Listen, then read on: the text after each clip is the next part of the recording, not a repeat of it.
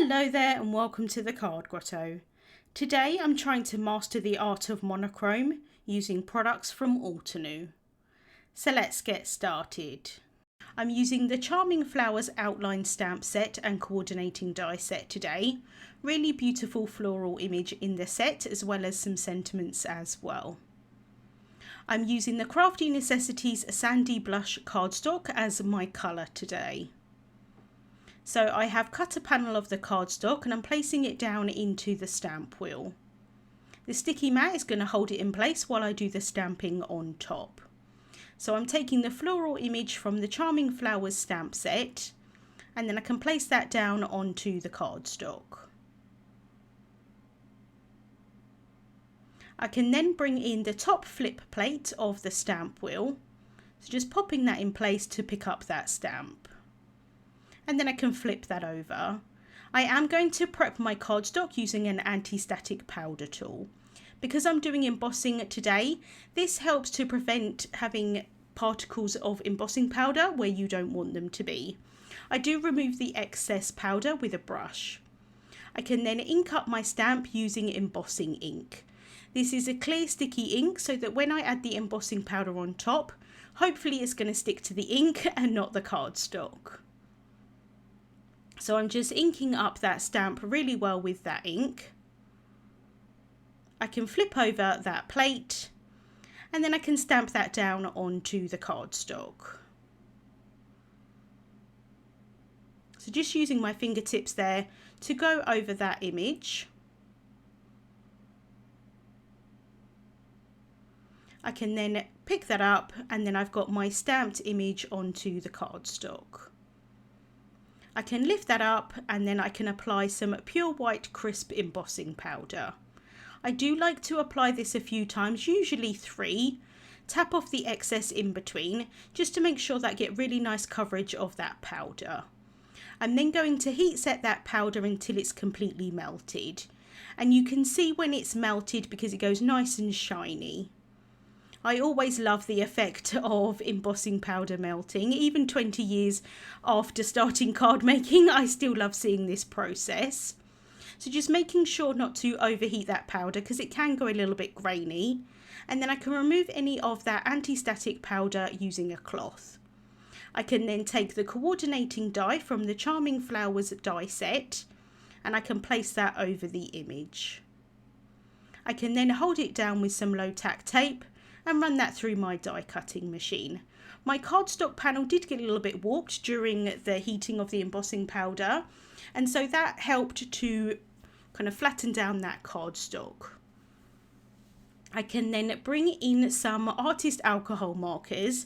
This is the Cottage Garden Set N, and I'm using 2 of the pink shades, the strawberry and the dusty pink. I'm starting off by adding a small amount of the dusty pink into where I think the darkest areas of the image will be. So kind of like at the base of the petals to start with. I'm trying my best to avoid the embossing powder. So just adding a small amount of that, just where that darkest areas will be. I can then go in with the strawberry colour and I'm just going to blend that out. So I go over the dusty pink and then I bring that colour a little bit further into the petal. So that is going to try and blend the darker colour with the lightest shade of the cardstock. You can definitely go in here with kind of like a colourless blender and that would blend the lightest shade with the colour of the cardstock, but because the colour is quite light, I felt that it would blend quite nicely with the cardstock anyway. At this point the alcohol is still wet, so it's going to appear darker than it actually is. Once that alcohol dries, it will lighten up. So I'm just leaving that to dry while I work on the next portion of the image, and I find it easier just to work in small sections. So like I said, I'm trying to avoid the embossing powder if at all possible. Sometimes with embossing powder it can clog the nibs of the alcohol markers. I don't tend to find that happens too much with these alcohol markers, or this embossing powder, but it can happen. It also doesn't particularly look that great on the image either, but if I have gone over some of that embossing lines with the darker colour, I'm then going over them again with the lightest shade, and that will remove the colour from that embossing powder. You can also again go over it with a colourless blender as well. If I do feel like I've picked up accidentally any of that embossing powder, you won't notice it as you're kind of doing this process, but sometimes if the tip of the alcohol marker gets a little bit lighter, it may be that some of that embossing powder has kind of rubbed off onto that tip. You can rub that off onto some scrap paper, and that generally tries to get rid of it. If you don't want to even go through this process, what you can do is you can stamp the image in a lighter shade of ink, leave it in the stamp wheel, colour in the image, or make sure that you've added it in the stamp wheel in one corner. You wouldn't want to cut it out at this point, you would just want to leave it on the panel. And then you can colour in the image, and then you can stamp it again with the embossing ink and then add the embossing powder over the top. You would just want to make sure that the alcohol inks have dried, because otherwise the embossing powder may stick to those as well. But for the most part, alcohol markers do dry fairly quickly. So I can just finish off by going in around these petals here, and then I have finished off my image off camera. It did take me a little while to do, but I really love the results, and you can see now that the shades are a little bit lighter and it's kind of blended into the colour of the cardstock. I wanted to have a layer in between the flowers and my card base, so I have cut 2 tags from the Terrific Tags die set from the same Sandy Blush cardstock. I then want to add a little bit of ink blending onto this tag to make it look like there is more of a shadow underneath where these flowers are. I am going to pop them up with some foam tape, so it is going to create a natural shadow, but I wanted it just to be a little bit extra. The thing about monochrome is that it can look quite flat if you don't add too many different shades into the mix. I'm keeping it all the same colour tone, but I do want different shades of that colour. So I'm starting off with the Dusty Pink Fresh Dye ink. These 2 inks here are from the Blushberry Bliss Fresh Dye ink collection, the same collection that I used for the alcohol markers on the image. So I'm going in with a mini blending brush and just trying to have that colour so it's peeking out from the sides of the image. I didn't want to cover the tag completely, so I do still want the ends of the tag to be the colour of the cardstock. So just going in, I keep moving that image back and forth so I can see how it's looking. So I just want to add a little bit more colour there on the left hand side. And then I do like how that's looking, but I do want some of the areas to be a little bit darker. So I'm going in with Blush Rose.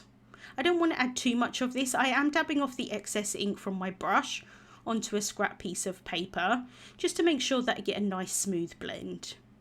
And as these inks dry, they do dry into the cardstock a little bit, so they will lighten up.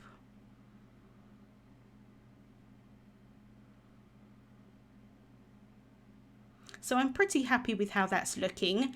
I'm then taking the other tag that I cut initially, and I'm using that as a guide to where I want to add my splatter onto my card panel. So I've mixed a little bit of the Titanium Artist Gouache with some water, and I'm using a size 4 brush to pick up that paint and then tapping the brush to release the paint from the brush onto this panel here. I'm trying to focus the splatters in the top left hand corner and the bottom right hand corner. Splatters do tend to have a bit of life of their own, so they will go where they want to go, but for the most part I did manage to get it in those 2 areas. So I've set that aside to dry. Once it's dry, I can add some glue tape onto the back of this panel, and then I can adhere it down onto an A2 size white card base. So that's a finished size of 4¼ inches by 5½ inches. I'm just trying to place it down as straight as possible. You can see that my card base here is a little bit larger than this panel, so I am going to take it to my guillotine to cut that edge off. I can now adhere the two tags together. The reason I wanted an extra layer of the tag was because I'm adding some twine to this tag. This cardstock is on the slightly thinner side, and so by having the two layers of the cardstock, it just adds a little bit of extra stability to that tag and makes it so that the cardstock isn't going to kind of warp or anything while I secure this twine through the top. So I've got some off-white twine here. I'm securing that at the top, and then I can tie that in a bow.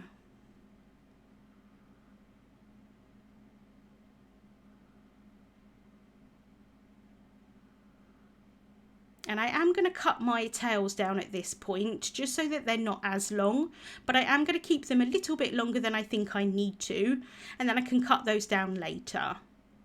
I'm then adding some instant dimension foam tape onto the back of the tag. I can remove the backings off of that foam tape, and then I can adhere that down onto the card. And I just place it down really lightly to start with, make sure that I'm happy with the placement, and then I can press that down. I have die cut another of the flower image from the same sandy blush cardstock, adding some glue tape onto the back of the stamped one. And then I can adhere that down onto the other piece. Again, this is just going to add a little bit of stability onto this piece here. I can then add some more instant dimension foam tape onto the back of that. Remove the backings off of that foam tape. And then I can adhere that down onto the card. And I'm just going to remove those twine bow at the top just so that I can make sure I don't stick the image on top of that. And then I'm just trying to maneuver this so that ideally, like, the flower on the right is overlapping about the same as the flower on the left, so it's kind of central on the card. Especially when you're making clean and simple cards, especially in a monochrome colour palette, I do think that these things do make quite a big difference. So now I can figure out how short or long I want to keep the tails of this bow. I am keeping them quite long, but they were a little bit too long at this point. So just cutting those down with some scissors.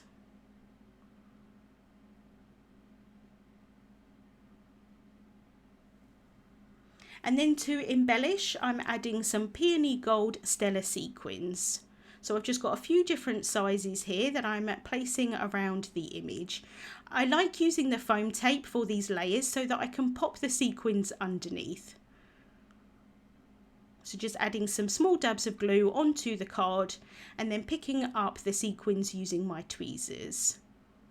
So I've popped one under the main image, or the floral image I should say, and then I'm popping another one here under the tag, just to add a little bit more interest. And I just needed a different size there so that the three sequins were different sizes. And then I realised at this point that I completely forgot to add the sentiment on. So I have stamped and heat embossed a sentiment from the Charming Flowers stamp set. I've cut that into a strip. I've added some instant dimension foam tape onto the back of that, and then I can place that down onto the card. And I'm just using my T-square ruler there to make sure that that's straight. And then I can finish off by adding the rest of the sequins. So again, adding some small dabs of glue and then popping the sequins underneath. And I really love having them kind of popped out from the layers. And once this glue dries, it is going to dry completely clear so that you don't see the glue in the centre of these sequins. And so that is the card finished for today. I really love the monochrome look. I nearly did it in shades of lilac, which is kind of like my go-to, but I saw a card by Tasneem and she used this colour of cardstock and I just thought it was so pretty. So I went with that today and I'm really glad that I did. Links to the products that I used will be listed in the description bar on YouTube and also over on my blog. Thank you so much for watching and I'll see you soon.